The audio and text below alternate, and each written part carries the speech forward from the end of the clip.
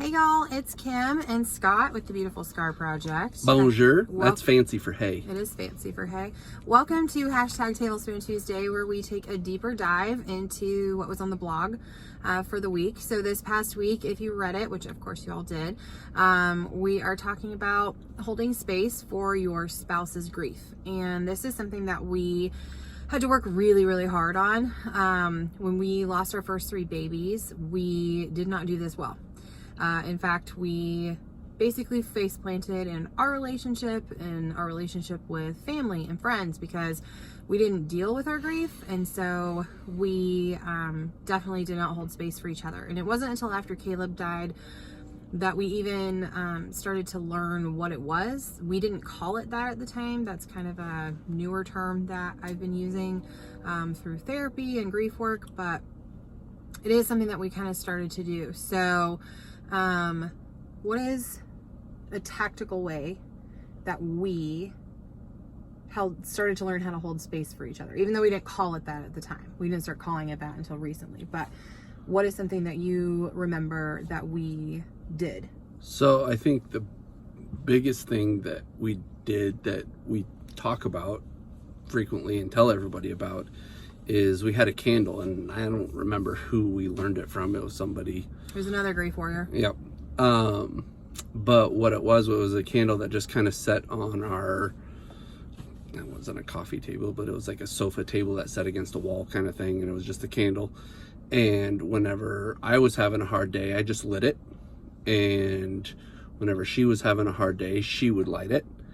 And that would be kind of an unspoken signal, if you will, that we were having a tender day or a bad day or whatever, and just to give us a little extra space. A little extra space, a little extra grace. We didn't call it space at the time. We Not at all. said it was just a back off kind of a. Pretty much, it was our nonverbal way of basically saying, like, I'm having a really rotten day and I need you to kind of handle me with kid gloves today. You know, in the beginning, we kind of had a hard time remembering that, and so we might have still not done the best job at holding space for each other. But as time went on and we used the candle, it definitely helped us as far as a nonverbal communication of, I'm having a tender day, be gentle with me. And that definitely helped us. That came after the time that I snapped at you. You're like, what's wrong? What's wrong? What's wrong? I'm like, my kid died. Back off. Yeah, exactly. So if you guys read the blog this week, that was something that I talked about, that Scott started raging, and it wasn't. He was a good rager. He's a good rager. I joined him at some point. My rage ignited, but in the beginning it was more him, and I couldn't figure it out. I couldn't figure out where the anger was coming from, and it was really bothering me because he would just rage. He would rage clean. He would rage in the car. He would just rage. And so I asked him one day, I just got really pissy, and I was like, what is wrong with you? Like, what is wrong? And that's when he snapped at me back and said, my kid died. My kid died. My son died. So that was something that, my son died. So that was something that we talked about on the blog this week. And so I just kind of wanted to take a little deeper dive into where that came from. So if you read the blog, I used to go to a support group, and it was mostly for moms, but every once in a while dads would come, and Scott came several times, many a times actually. But that week it was just a group of women and a very brave man named Chris, who I love. And I was really pissed because Scott was just raging, and I couldn't figure out why, and I kept asking and asking and asking and asking, and he was getting it. That doesn't help. Just a little. It doesn't help. A little tip from me to you. It makes it worse. Makes it so much worse. Don't do that. So I was venting about it at the support group that month, and it just so happened that Chris was there, and he basically like leveled my world, because he told me that men don't need a reason to be mad. They can just be mad. And for me, that blew my mind, because I mean, Scott and I have been together a really long time. We've been together 15 years. We had been together a really long time when we became grieving parents. And so I was just floored. I was like, no, there has to be like a reason. There has to be a reason that he got mad. There has to be a reason that he's snapping at me, or that he's rage cleaning and not wanting to talk to me. And And rage cleaning is when I clean, but I clean very loudly that she knows that I'm cleaning. yeah, it's not a And secret that he's cleaning. I'm Angry. Angry cleaning. He's angry. Banging pots and pans. Slamming doors. Yeah. Cabinet doors. Cabinet doors. So, yeah, so he just basically wrecked my whole world. I didn't know this was a thing. And saying that now, I feel dumb. You're not dumb. Oh, thanks. But I felt dumb because I'm just like, how did I not realize this? I've been with this man a really long time. We had been through the loss of 4 babies together. Like, how in the world is this something I didn't know? So he just basically told me, like, he's really telling you he doesn't know because he doesn't know. I don't know. He doesn't have a reason. And so when I said that to Scott, he was very much appreciative that Chris kind of stood in the gap and kind of faced the adversary. Let's just put it this way. There's times when my mouth moves and words come out, but they don't necessarily go in her ears. I don't hear them well. She doesn't hear me well. And vice versa. Vice versa. There. Just Yes. there. Yes. So she wasn't hearing from me that, like, I don't know why I'm mad. I'm just mad. My kid died. That's the only thing I can come up with. My kid died. So that came Back after. off. That came after. Because even after Chris had told me that, even after I told Scott and I had this epiphany and I'm like, oh my gosh, like this is really true. He doesn't really know. I didn't necessarily fully believe it. I'll be honest. So he's rage cleaning again or what have you. And I just lost it. And I'm like, what is the deal? And that's when he just said, he came back with, my son died.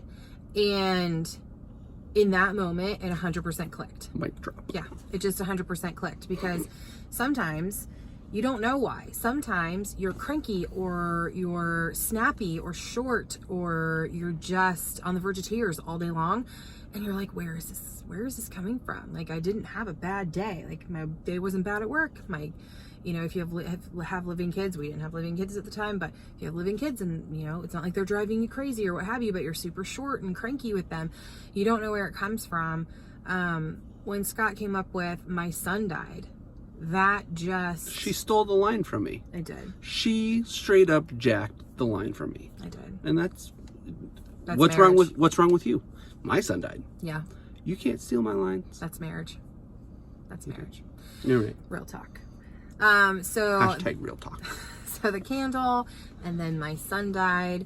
What else have we done to learn how to hold space for each other? We've learned our tender days. Yeah. So as the calendar progresses, you start to learn what days are more tender than for you, than maybe the other person, or you both have a tender day, but you experience it differently. And that was something that we learned about grief, for sure, that men and women experience it differently and react to it differently and process it differently. And that's okay. It's totally fine. Sometimes for me, I'll just speak for me, I would get mad that he wasn't expressing his grief or talking about his grief or processing his grief the way that I was. And so I would feel pretty isolated and alone and angry, in all honesty, because I'm just like, why aren't you doing this the way I am? And he was feeling similarly. He's just expressing it differently because he's a completely different human being. Just because we have a shared loss and we've gone through this experience together doesn't mean that who we are at our cores and how we process life in general changes. So she likes, if you haven't figured this out, she likes to talk. She likes words. Yep. So she will talk and talk and talk and talk some more. And talk some more. Whereas I am not a talker. Not a talker. I'm a bottler. Is that a fair statement? Very I bottle. fair. I bottle my emotions. I bottle my I can't bottle. feelings. It's not pretty when this bottles. Mm-mm. And then it kind of, it's not necessarily pretty when I bottle either, True. because it kind of turns into shaking up a 2-liter soda and it goes everywhere. Yeah. But you're a project guy. You I'm threw a project yourself guy. into Yeah. projects. So 6 months after we lost Caleb, we started our golf tournament and we donated to other nonprofits In the pregnancy, if it lost before space. Beautiful Scar Project was around. But I buried all of my emotions and focused all my emotions and grief into the golf tournament, which is on June 26th, by the way. Yeah, if you want to join, shameless plug, come join us. But I feel like that was something that he was pushing and pushing and pushing so hard. We had never ran a golf tournament. We didn't know what we were doing. He'd been to a couple of them. I knew nothing about it. I played putt-putt at that point. That was all I'd done. And so, you know, that was the focus, and having that focus for him really felt meaningful. Wouldn't you say? I mean, I don't want to speak for you, but to me viewing it seemed meaningful. Absolutely.